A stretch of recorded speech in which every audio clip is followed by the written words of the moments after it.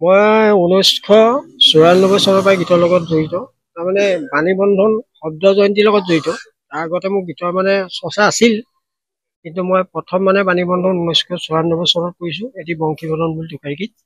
তাৰ পৰাই আৰম্ভ হৈ আহি আজি মই এতিয়ালৈকে 200ৰো অধিক গীত মই নিজে লিখিছোঁ, আৰু তাৰে আগতো কেছেটবিলাকৰ আপোনাৰ মানে প্ৰায় 7টা এনেকৈ গীত লিখিবলগীয়া হয়। সেইকাৰণে গোটেইখিনি কৰি এতিয়ালৈকে মই 22টা অডিঅ' কেছেট কৰিলোঁ, যিহেতু মোৰ ফাইনেন্সিয়েল অসুবিধা। এতিয়া আকৌ মানে গীতটো বহুত মানে দিনৰ পৰা মানে লিখি ৰখা হৈছিল। আজি মই ইয়াক মানে উন্মোচন কৰিবলৈ পাই যথেষ্ট মই সুখী হৈছোঁ। এই গীতটো বহুত মানে কষ্ট হ'লে মই মানে আজি উন্মোচন কৰিবলৈ পায়ো মই তথাপিতো সুখী। মোৰ ৰাইজে আকোৱালি মোৰ গীতটো লয় সকলোৱে, আৰু মই বিৰাট কষ্টৰে গীতটো বনাইছোঁ। ইয়াত মানে গীতটোত বহুতখিনি মানুহ জড়িত আছিল। তেখেতসকলে মানে মোৰ অলপ ফাইনেন্সিয়েল সহায় কৰিমকৈ অৱশেষত মানে কোনো গীতটো মই ষ্টুডিঅ'ৰ পৰা মুকলি কৰি আনিবলৈ মানে অসমৰ্থ। তেখেতলোকে যিহেতু মোক মানে প্ৰতিশ্ৰুতি দিলে, সেই প্ৰতিশ্ৰুতি কিন্তু তেখেতলোকে আদায় নিদিলে।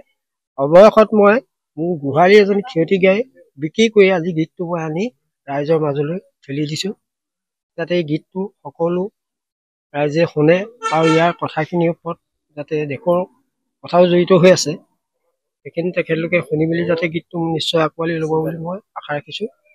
এজনী গোহালি ক্ষতি গাই বিক্ৰী কৰি আজি মই গীতটো আনিবলগীয়া হ'ল।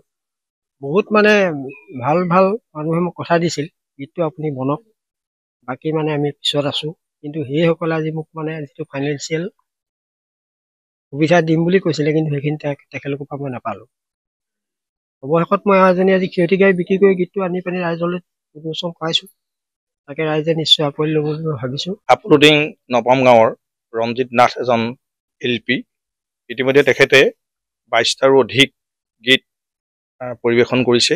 আজি জয়াই অসম এই বিপ্লৱী গীতটি উন্মোচনত আমি উপস্থিত থাকি অতি আনন্দিত হৈছোঁ। আমি আশা ৰাখিছোঁ এই জয়যাত্ৰা ৰঞ্জিত নাথৰ অব্যাহত থাকক, আৰু গীতটোৱে জনসাধাৰণৰ সমাদৰ লাভ কৰক। আজি যুগত প্ৰচাৰ অবিহনে কোনো এটা প্ৰকাশ পাব নোৱাৰে। ৰঞ্জিত নাথে ইতিমধ্যে যিখিনি গীত তেওঁ উলিয়াইছে, গীতখিনি প্ৰচাৰ বিমুখ হৈ আছে।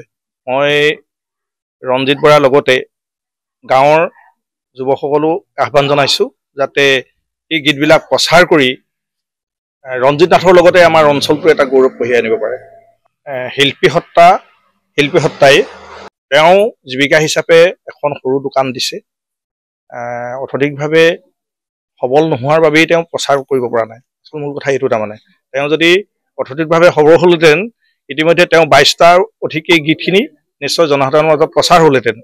গতিকে আমি যদি স্থানীয় ৰাইজে তেখেতক এই ক্ষেত্ৰত অলপ হ'লেও সহায় কৰিব পাৰোঁ, বা চৰকাৰে হ'লেও এনেধৰণৰ উদ্যোগী যুৱকসকলক যদি অলপ সহায় কৰিব পাৰে, তেনেহ'লে গীতবিলাক প্ৰকাশ হোৱাত যথেষ্ট সুবিধা হ'ব।